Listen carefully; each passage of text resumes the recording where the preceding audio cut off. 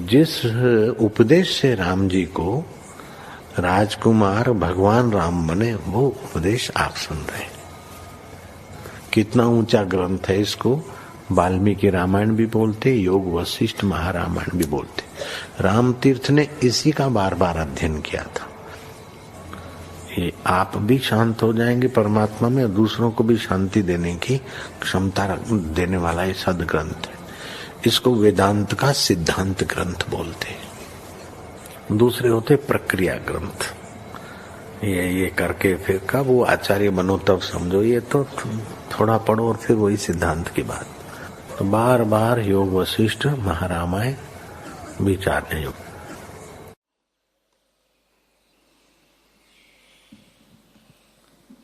ओम श्री सद्गुरु परमात्मा ने नमः।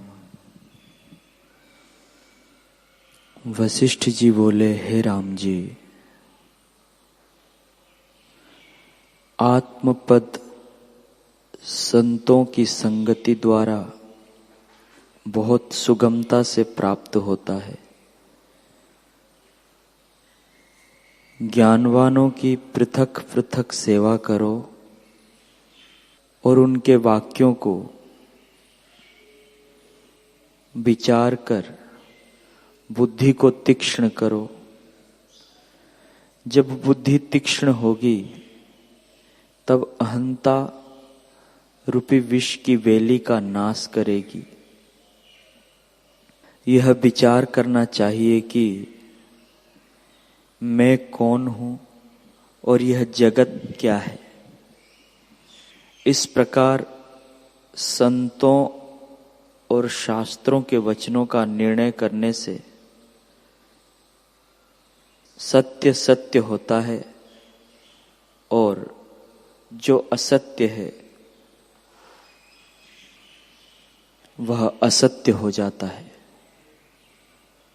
सत्य जानकर आत्मा की भावना करे और असत्य जगत को मृग तृष्णा के जल सा जानकर भावना को त्यागे, तो जिनको सुख जानकर पाने की भावना या चाह करता था वे दुखदाई जान पड़ते हैं। जैसे अधिष्ठान के अज्ञान से मरुस्थल में जल जानकर मृग दौड़ता है तो दुख पाता है, वैसे ही ये सब विषय हैं।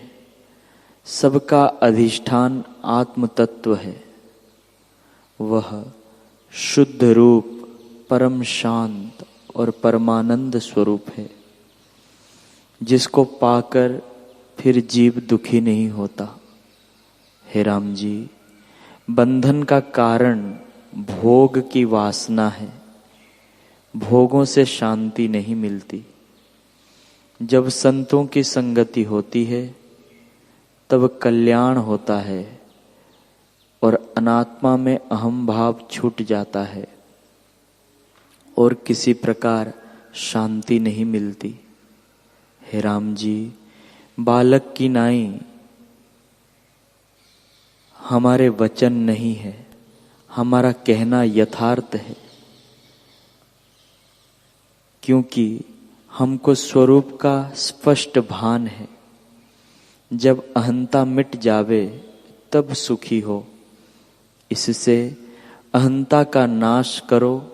जब अहंता का नाश हो तब जानिए कि चैत्य की भावना मिट गई है। हे राम जी, जब ज्ञान रूपी सूर्य उदय होता है तब अहंता रूपी अंधकार नष्ट हो जाता है। ज्ञान तब होता है जब संतों का संग और विचार, विषयों से वैराग्य और स्वरूप का अभ्यास करे। इससे स्वरूप की प्राप्ति होती है।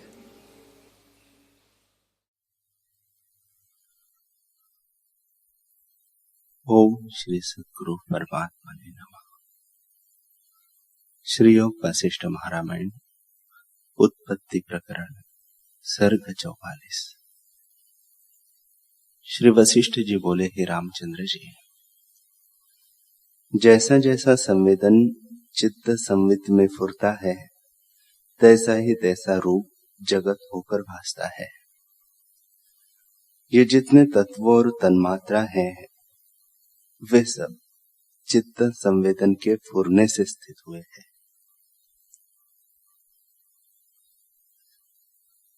जैसे जैसे उससे स्फूर्ति होती है, तैसी ही तैसी होकर भासती है, क्योंकि आत्मा सर्वशक्तिमान है।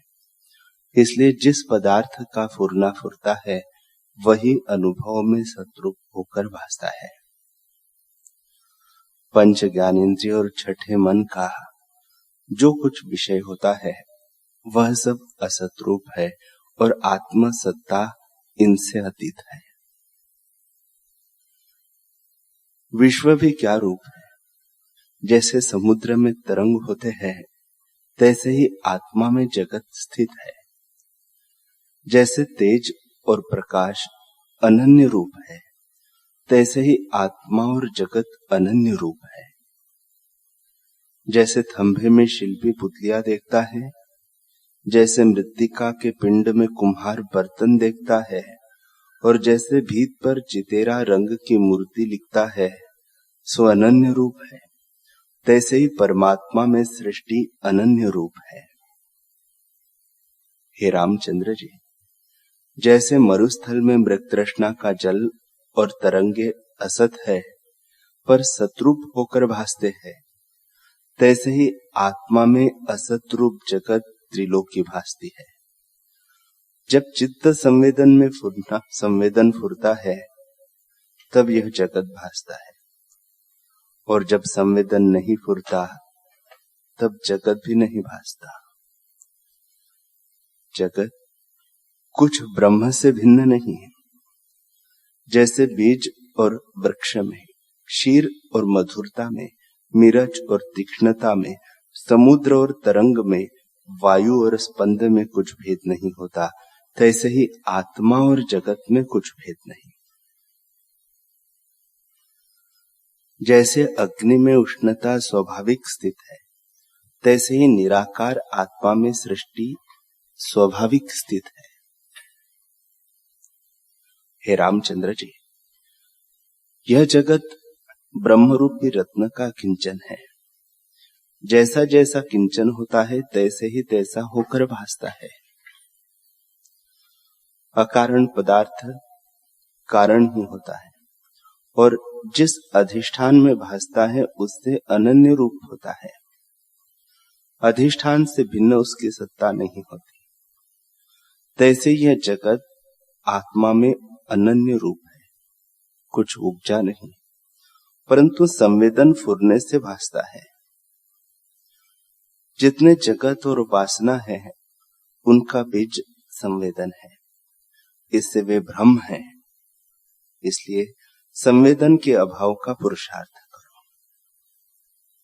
जब संवेदन का अभाव होगा, तब जगत भ्रम नष्ट हो जाएगा। वास्तव में न कुछ उपजा है और न कुछ नष्ट होता है। सर्व शांत रूप चिद्घन ब्रह्म शिलाघन किनाई अपने आप में स्थित है। हे रामचंद्र जी, चित परमाणु में चैतन्यता से अनेक सृष्टि भासती है। उन सृष्टियों में जो परमाणु है, उन परमाणुओं के भीतर और सृष्टि स्थित है। उनकी कुछ संख्या नहीं। जैसे जल में अनेक तरंग होते हैं, उनमें से कोई गुप्त और कोई प्रकट होते हैं, पर वे सब जल की शक्ति रूप है। और जैसे जागृत, स्वप्न और सुषुप्ति अवस्था जीवों के भीतर स्थित है, पर कोई गुप्त है और कोई प्रकट रूप है। हे रामचंद्र जी, जब तक संवेदन द्वैत के साथ मिला हुआ है, तब तक सृष्टि का अंत नहीं। जब चित्त उपशम होगा, तब जगत भ्रम मिट जाएगा। जब भोगों में कुछ भी वृत्ति न उपजे, तब जानिए कि आत्मपद प्राप्त होगा। यह श्रुति का निश्चय है। हे रामचंद्र जी, जो जो ममत्व दूर होता है, त्यों त्यों बंधनों से मुक्त होता है।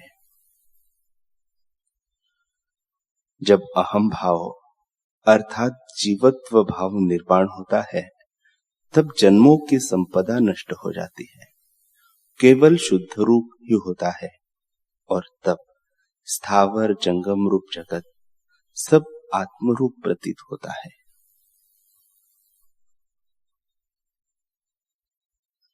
जैसे समुद्र को तरंग और बुदबुदे अपने आप रूप भासते हैं, तैसे ही ज्ञानवान को सब जगत आत्मरूप भासता है। हे रामचंद्र जी, शुद्ध आत्म तत्व में जो संवेदन फुरा है, उसने आपको ब्रह्म रूप जाना और भावना करके संकल्प रूप नाना प्रकार का जगत रचा है, पर उसको अंतर अनुभव असत्य रूप किया है।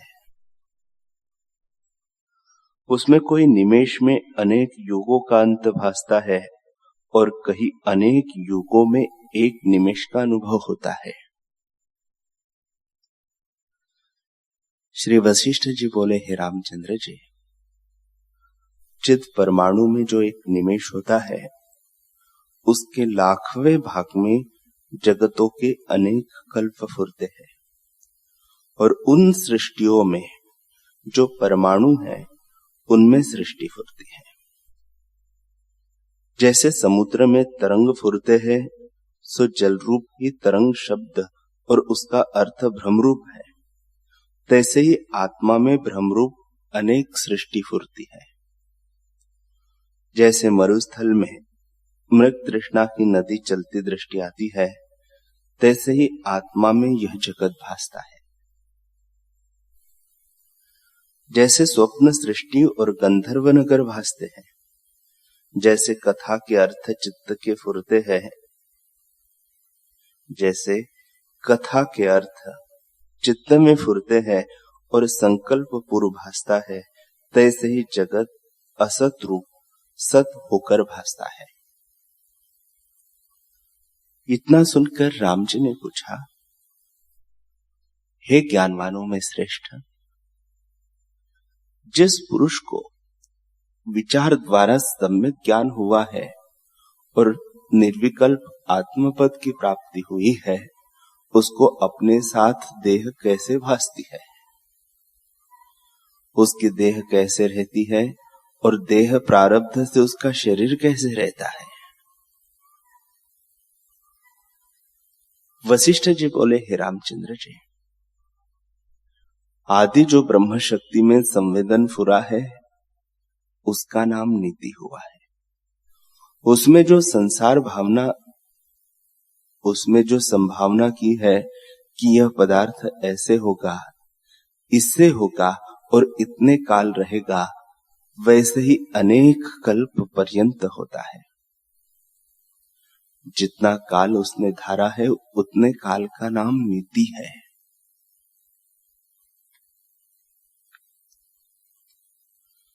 महासत भी उसी को कहते हैं और महाचेतना भी उसी को कहते हैं।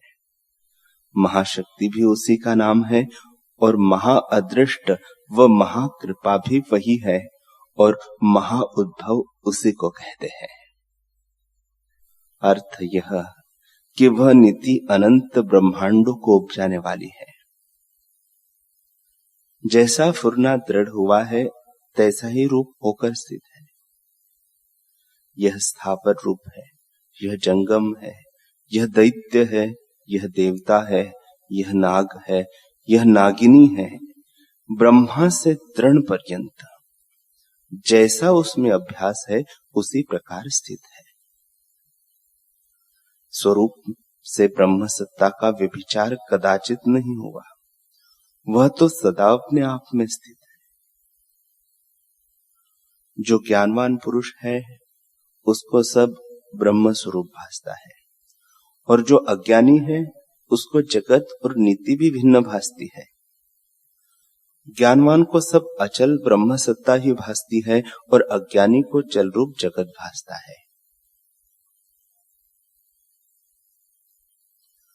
वह जगत ऐसे है जैसे आकाश में वृक्ष भासते हैं और शिला के उदर में मूर्ति होती है। जैसे ज्ञानवान है उसको सर्ग और निमित्त सब ज्ञान रूप के भासते हैं। जैसे अवयवी के अवयव अपना ही रूप होते हैं, तैसे ही ब्रह्म सत्ता के अवयव ब्रह्म नित्य सर्गादिक अपना ही रूप है। हे राम जी, उसी नीति को दैव भी कहते हैं। जो कुछ किसी को प्राप्त होता है वह उसी दैव की आज्ञा से प्राप्त होता है, क्योंकि आदि से यही निश्चय धरा है कि इस साधन से यह फल प्राप्त होता है। जैसा साधन होता है तैसा ही फल अवश्य सबको उस दैव से प्राप्त होता है। इस कारण नीति को दैव कहते हैं और दैव को नीति कहते हैं। हे रामचंद्र जी, पुरुष जो कुछ पुरुषार्थ करता है उसके अनुसार फल प्राप्त होता है। इसी कारण इसका नाम नीति है और इसी का नाम पुरुषार्थ है।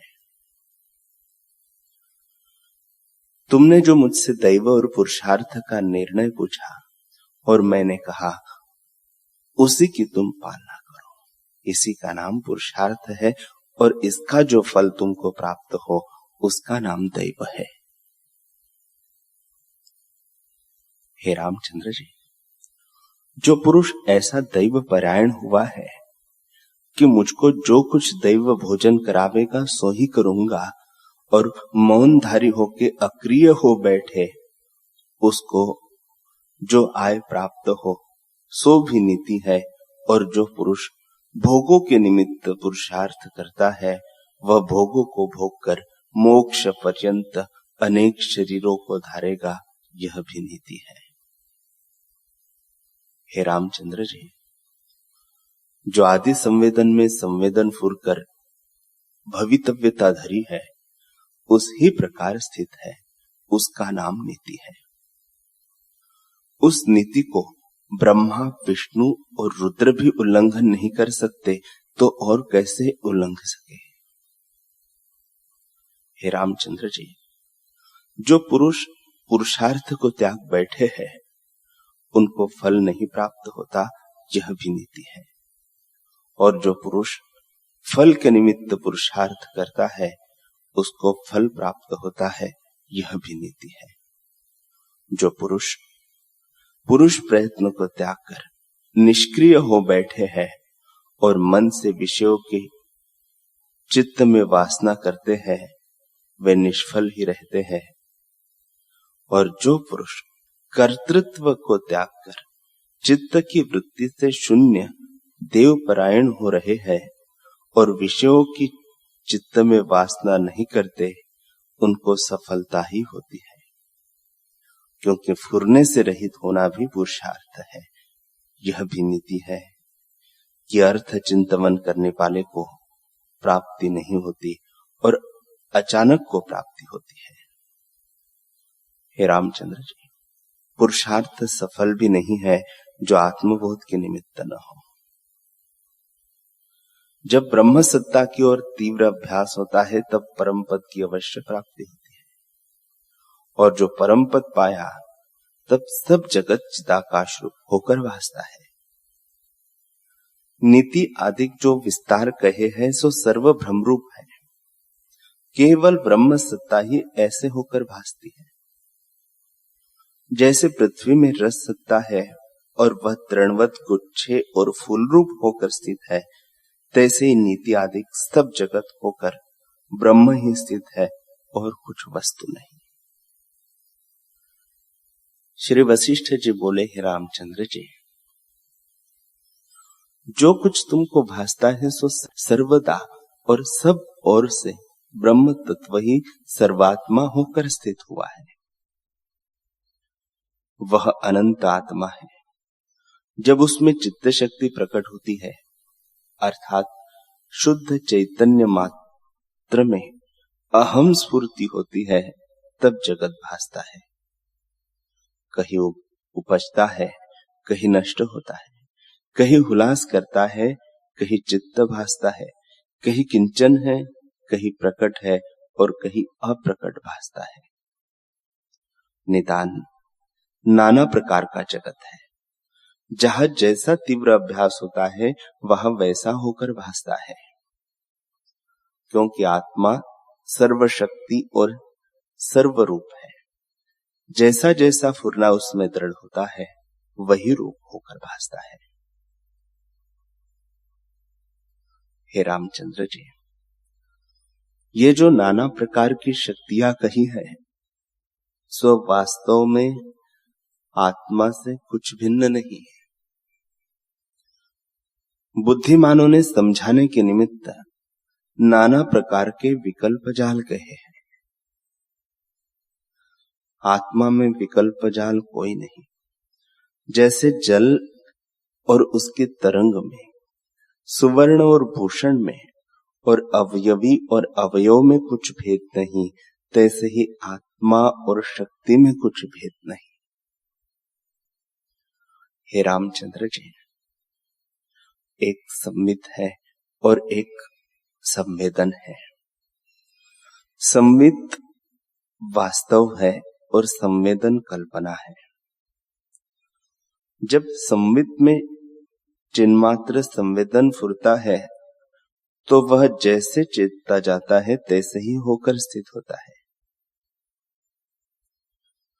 शुद्ध चिन्मात्र संवित में भीतर और बाहर कल्पना कोई नहीं।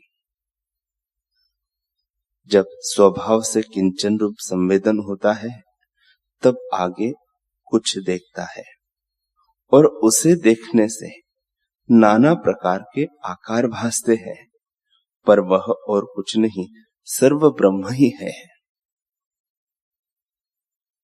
हे रामचंद्र जी, शक्ति और शक्तिमान में भेद अज्ञानी देखते हैं और अवयवी और अवयव भेद भी कल्पते हैं। परमार्थ में कुछ भेद नहीं है, केवल ब्रह्म सत्ता अपने आप में स्थित है।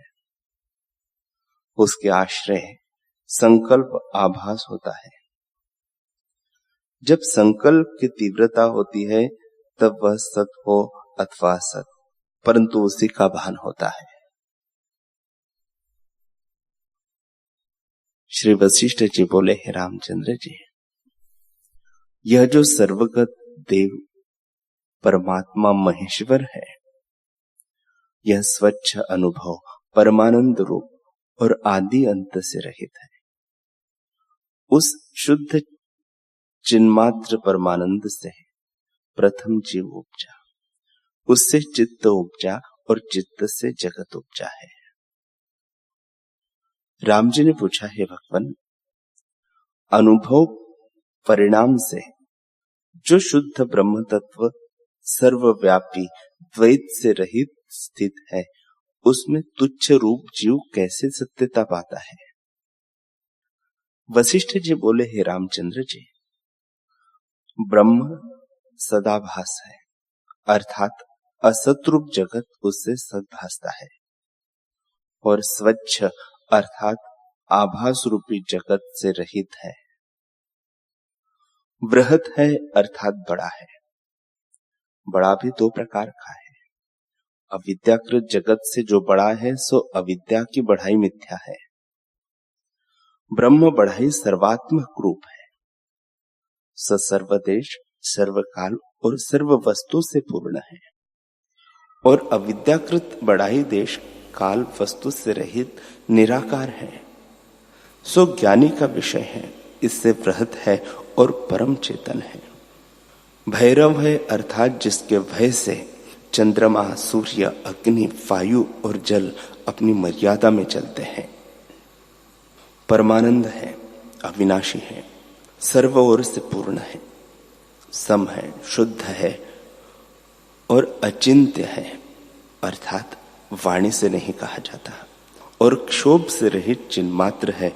ऐसी आत्मसत्ता ब्रह्म का जो स्वभाव संपत्त है उसी का नाम जीव है, अर्थात जो शुद्ध चिन्मात्र में अहम फुरना है उसी का नाम जीव है। उस अनुभव रूपी दर्पण में अहम रूपी प्रतिबिंब फुरने को जीव कहते हैं। जीव अपने शांत पद को त्यागे किनाई स्थित होता है, सो चिदात्मा ही फुरने के द्वारा आपको जीव रूप जानता है। जैसे समुद्र द्रवता से तरंग रूप होता है, पर समुद्र और तरंग में कुछ भेद नहीं, तैसे ही ब्रह्म ही जीव रूप है। जैसे वायु और स्पंद और बर्फ और शीतलता में कुछ भेद नहीं, तैसे ब्रह्म और जीव में कुछ भेद नहीं। हे राम जी, चित्त रूपी आत्म तत्व को ही अपने स्वभाव वश से माया करके संवेदन सहित जीव रूप कहते हैं। वह जीव आगे फुरने के बड़े विस्तार धारण करता है। जैसे ईंधन से अग्नि के बहुत अणु होते हैं और बड़े प्रकाश को प्राप्त होता है, तैसे ही जीव फुरने से जगत रूपता को प्राप्त होता है। जैसे आकाश में नीलता भासती है, सो नीलता कुछ भिन्न नहीं है, तैसे ही अहम भाव से ब्रह्म में जीव रूप भासता है और अहंकृत को अंगीकार करके कल्पित रूप की नई स्थित होता है। जैसे घन की शून्यता से आकाश में नीलता भासती है, तैसे ही स्वरूप के प्रमाद से देश काल वस्तु के परिच्छेद सहित अहंकार रूपी जीव भासते हैं, पर वास्तव में चिदाकाश ही चिदाकाश में स्थित है। जैसे वायु से समुद्र तरंग रूप होता है, तैसे ही संवेदन फुरने से आत्मसत्ता जीव रूप होती है। जीव की चैतन्य मुखत्वा के कारण इतनी संज्ञा है।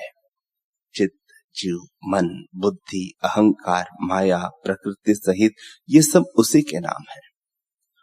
उस जीव ने संकल्प से विश्व तन्मात्रा को चेता, तो उन पंच तन्मात्रा के आकार से अणुरूप होकर स्थित हुआ।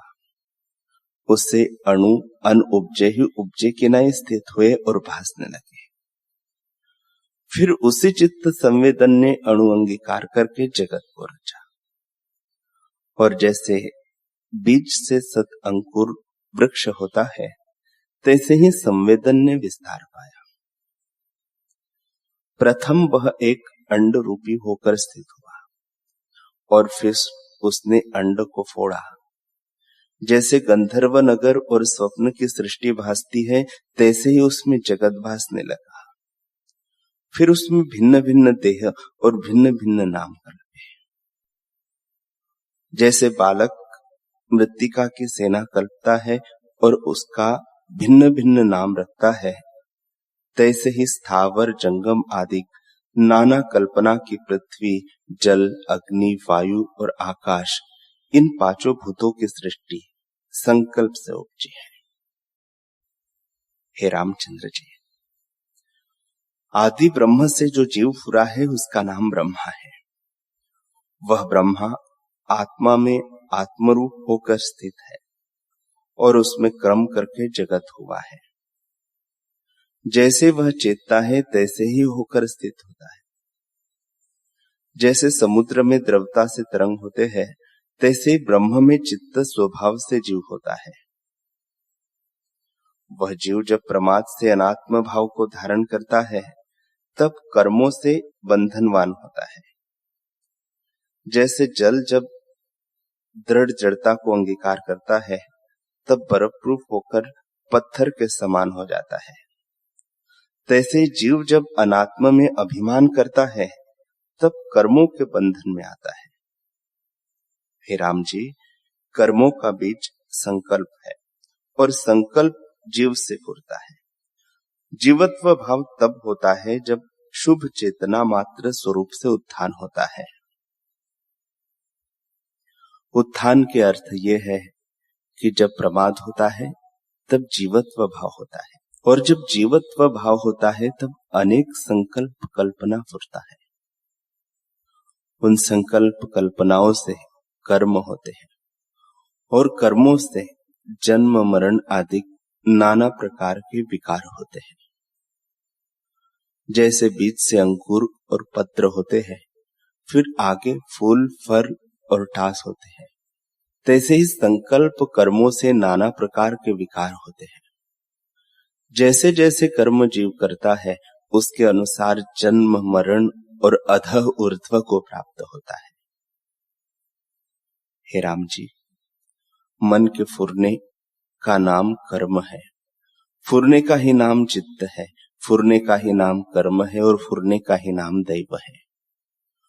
उसी से जीव को शुभ अशुभ जगत प्राप्त होता है।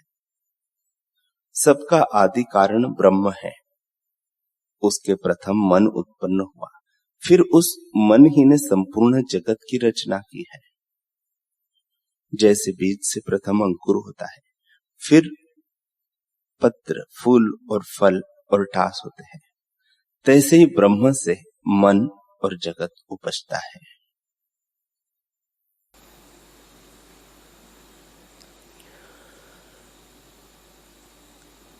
हरि ओम,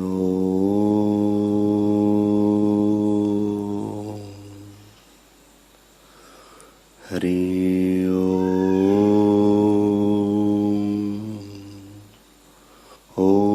सहना भवतु, सहनौ भुनक्तु, सह वीर्यं करवावहै, तेजस्विनावधीतमस्तु मा विद्विषावहै। ओम शांति शांति शांति। श्री सद्गुरुदेव भगवान की।